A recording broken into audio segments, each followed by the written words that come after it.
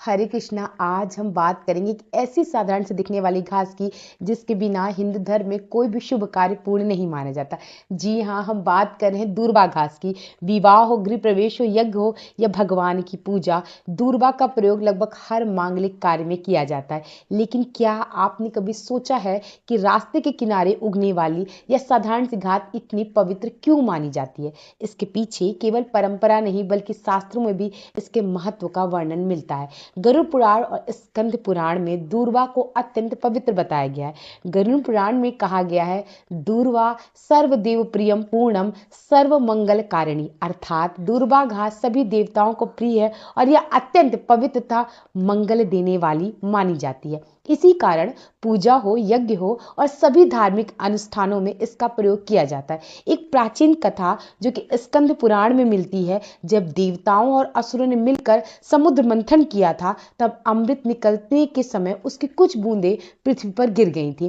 कथा के अनुसार उन्हीं अमृत बूंदों से दूर्वा घास की उत्पत्ति हुई। इसी कारण दूर्वा को अमृत, पवित्रता और दीर्घायु का प्रतीक माना जाता है। दूर्वा का सबसे बड़ा संबंध भगवान गणेश से माना जाता है। गणेश पुराण के अनुसार एक बार अनलासुर नामक असुर ने तीनों लोकों में आतंक मचा दिया था। तब देवताओं की प्रार्थना पर भगवान गणेश ने उस असुर को निगल लिया, लेकिन अनलासुर अग्नि के समान था, जिसके कारण भगवान गणेश के शरीर में अत्यधिक गर्मी उत्पन्न हो गई। तब ऋषि मुनियों ने भगवान गणेश को दूर्वा घास अर्पित की। जैसे ही दूर्वा उन्हें अर्पित की गई, वैसे ही उनके शरीर की गर्मी शांत हो गई।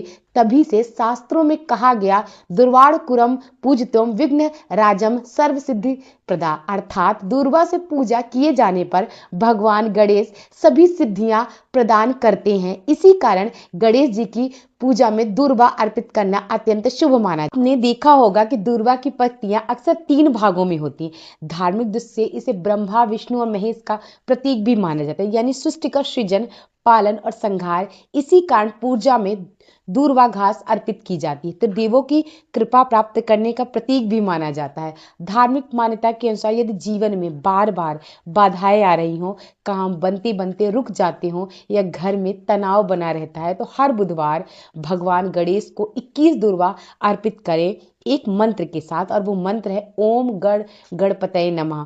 मान्यता है कि ऐसा करने से विघ्न दूर होते हैं और सकारात्मक ऊर्जा बढ़ती है। तो आप जब भी आप पूजा में दूर्वा चढ़ाएं, तो यह याद रखिए कि यह केवल एक साधारण घास नहीं है, बल्कि अमृत, दीर्घायु और भगवान गणेश की कृपा का प्रतीक है।